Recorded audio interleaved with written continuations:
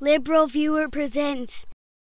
So the tragedy in Tucson this month, in which a gunman killed 6 people and injured more than a dozen others, led to a lot of unnecessary finger-pointing, even though, as I'll explain, it could be possible that no one ends up being legally responsible for the shooting, which is why I was glad to see President Barack Obama in his great speech at the Arizona Memorial, warning against simple explanations and even quoting from the book of the Bible most associated with the unknowability of the cause of misfortune, as you can see in this clip. Scripture tells us that there is evil in the world, and that terrible things happen for reasons that defy human understanding.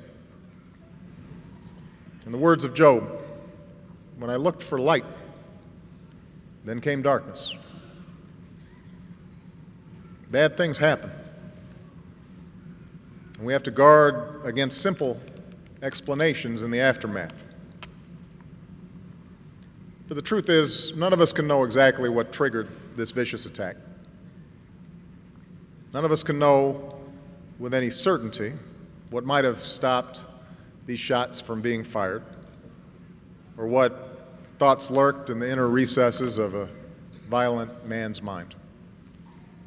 No, there were a lot of things to like in Obama's speech, but as someone who spent years representing people accused of crimes, I was particularly pleased to see how Obama avoided jumping to conclusions about what lurked in that violent man's mind, and never anywhere in the speech did he call the gunman a criminal or assume he was legally to blame, which is important considering that under the federal insanity defense, Jared Loughner is not guilty if he can show by clear and convincing evidence that he has a severe mental disease or defect that prevents him from appreciating the nature and quality or the wrongfulness of his acts. And on the severe mental disease part, there's a lot of evidence so far, as Dr. E. Fuller Torrey pointed out on CNN's State of the Union earlier this month. This young man had a very pronounced thought disorder. There's very few other conditions other than schizophrenia that give you the loose, rambling, illogical thinking that he was described as having, and apparently on his YouTube this is very characteristic of schizophrenia. And although the questioning of Dr. Torrey included the caveat that he had not personally examined Jared Loughner, Dr. Torrey went on to point out also the delusions that somebody is trying to control your mind, and also the bizarre delusions that somehow the government was trying to control his mind by grammar. That's what we call, at least to me, as a bizarre delusion.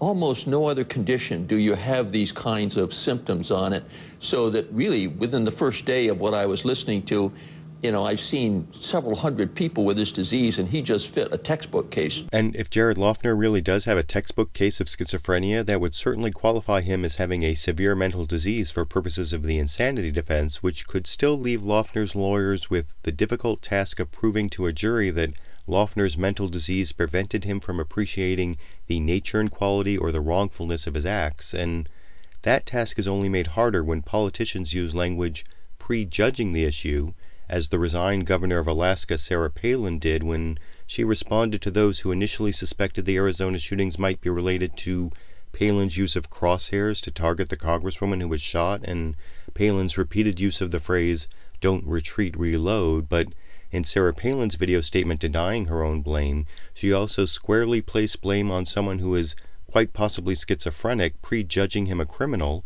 beginning in this clip. After the shocking tragedy, I listened at first puzzled, then with concern, and now with sadness, to the irresponsible statements from people attempting to apportion blame for this terrible event. President Reagan said, "We must reject the idea that every time a law is broken, society is guilty rather than the lawbreaker. It is time to restore the American precept that each individual is accountable for his actions." Of course, it's also an American principle that the insane are not held legally accountable for their actions, but that didn't stop Sarah Palin from even more explicitly assuming criminality in this clip. Acts of monstrous criminality stand on their own. They begin and end with the criminals who commit them, not collectively with all the citizens of a state, not with those who listen to talk radio, not with maps of swing districts used by both sides of the aisle. And in that last part, I think you can hear a little different attitude about Sarah Palin's crosshairs map than what Sarah Palin's website showed in the hours after the shooting, when the crosshairs map was removed from the site, which again may be why Sarah Palin was so insistent on prejudging Jared Loughner as a criminal, as you can see again in this clip. In times like these, we need God's guidance and the peace He provides. We need strength to not let the random acts of a criminal turn us against ourselves or weaken our solid foundation. Now, criticizing Sarah Palin for repeatedly prejudging Jared Loughner as a criminal may be a nuanced argument only persuasive to people really familiar with the insanity defense, but there was a lot of other inappropriate finger-pointing in Sarah Palin's video in which Palin continued casting herself as the victim, first comparing herself to the persecuted Jews of medieval Europe in this clip. Within hours of a tragedy unfolding, journalists and pundits should not manufacture a blood libel that serves only to incite the very hatred and violence that they purport to condemn.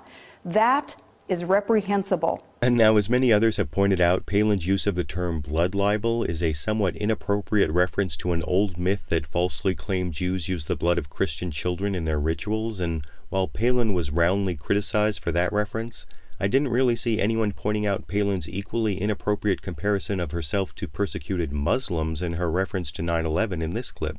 It is in the hour when our values are challenged that we must remain resolved to protect those values. Recall how the events of 9/11 challenged our values, and we had to fight the tendency to trade our freedoms for perceived security. And so it is today. Now, I can't remember Sarah Palin ever speaking out before against the loss of civil liberties after 9/11 when issues came up like the Patriot Act, warrantless wiretapping, and detaining people without trials or charges. And in fact, in my video titled "Sarah Palin Says Only Americans Worthy of Rights," I showed Palin saying just the opposite about protecting people's rights after 9/11, as you can see in this clip. We need to treat him a little bit differently than an American who is worthy, an American being worthy of our U.S. constitutional rights. I don't think the terrorists are worthy of our rights that people like my son fight and are willing to die for. So Sarah Palin may try to associate herself with the post-9/11 victimization of Muslims or the medieval persecution of Jews when it's convenient for her, but in the end, the only person's rights she seems to care about consistently is Sarah Palin's, even in the midst of a tragedy that was fundamentally not about her, which is just more evidence for a positive answer to the question I asked in my video, is Sarah Palin a narcissist? And it's why I think this incident in Arizona has significantly damaged Sarah Palin politically, but I want to know what you think. Did Sarah Palin's violent rhetoric before the Arizona shooting, along with her self-centered finger-pointing after the shooting, end up significantly damaging her politically? And regarding Sarah Palin's claim she was unfairly accused, isn't there a certain amount of poetic justice in people making a simplistic connection between Sarah Palin and the Arizona violence, given the way Sarah Palin's political rise has been based on simplistic fallacies like death panels, drill baby drill, don't retreat reload, and Obama palling around with terrorists? YouTube, you decide.